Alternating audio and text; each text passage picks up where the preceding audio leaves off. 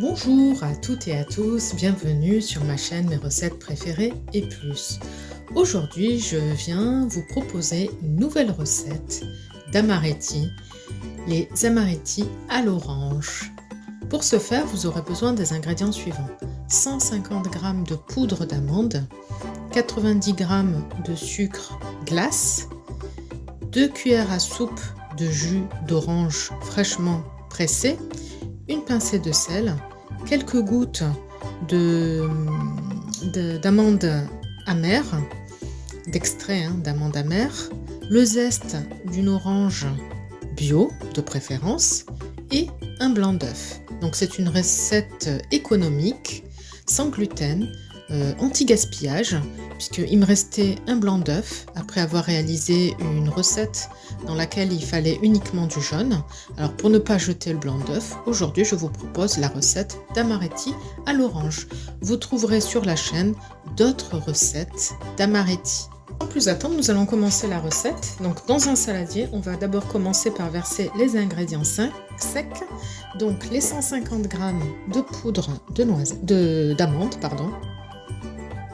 Ensuite, je vais verser le sucre glace, donc 90 g de sucre glace. La liste complète des ingrédients se trouve en barre d'informations ci-dessous. Comme pour toutes mes recettes, je vous mets le détail des ingrédients tout le temps en barre d'informations. Ensuite, on va mettre une pincée de sel.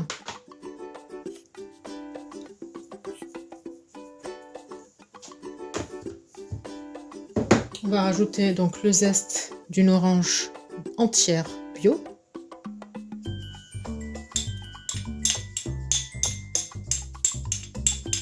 Donc recette très facile. Alors vous pouvez bien entendu multiplier les ingrédients par 2 ou 3 si vous en voulez plus. Là c'est vraiment pour une petite quantité, c'est pour l'équivalent d'un seul blanc d'œuf. Donc on mélange le tout rapidement.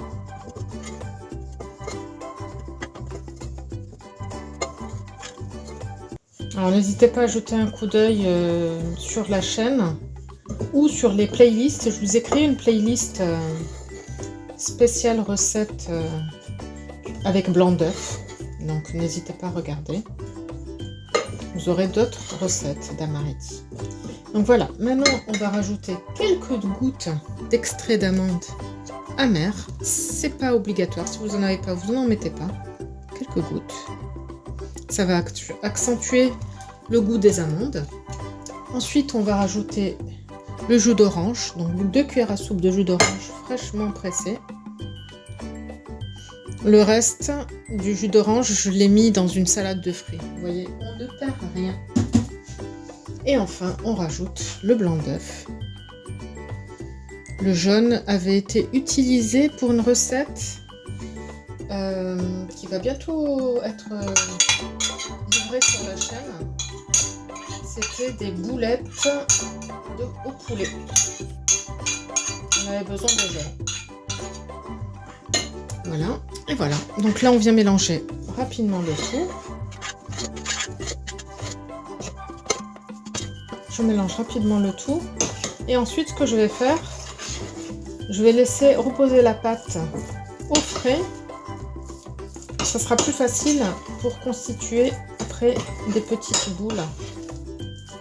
Vous voyez, elle est un peu molle, ce qui est tout à fait normal, ne vous inquiétez pas. Donc là, voilà, elle est prête la pâte. Je vais la mettre au frigo pendant quelques instants, on va dire l'équivalent de 30 minutes. Si vous voulez les laisser plus, vous pouvez. Le temps de débarrasser le plan de travail, de la vaisselle, enfin bref, beaucoup de choses à faire.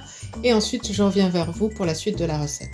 Voilà, après un peu plus de 30 minutes, on va dire 3/4 d'heure exactement, on ressort la pâte du frigo.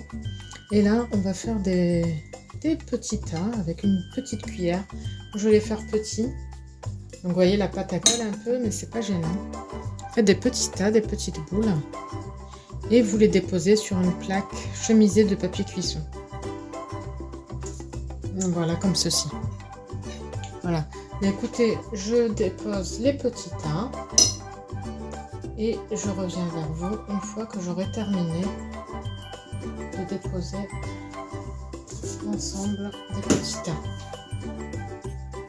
Si ça colle de trop, il suffit de passer les mains sous l'eau et on reprend le travail. Pendant ce temps, on préchauffe le four à 180 degrés. Voilà. Je continue jusqu'au bout et je reviens vers vous. Voilà, j'ai pu former 16 boules environ. Donc bien entendu, le nombre peut varier en fonction de la grosseur de vos boules. Donc vous pouvez en faire plus ou moins. Donc maintenant, on a préchauffé le four donc à 180 degrés. On va les enfourner environ 15 minutes. Généralement, je les enfourne en 13 et 14 minutes. Et je reviens vers vous à la sortie du four. Voici le résultat à la sortie du four. Donc après 14 minutes de cuisson à 180 degrés chaleur tournante, voici le résultat. Vous voyez, ils sont bien dorés. On va les laisser refroidir tranquillement. Et puis ensuite, on pourra les servir. Donc à déguster avec une tasse de café, ça sera parfait. Mais voilà, nous arrivons au bout de cette vidéo. J'espère que la recette vous plaira. N'hésitez pas à me laisser en commentaire ce que vous pensez de cette recette. Je vous dis à bientôt pour de nouvelles recettes. Et n'hésitez pas à vous abonner à la chaîne si ce n'est pas encore fait pour ne pas rater les prochaines recettes. Bye bye!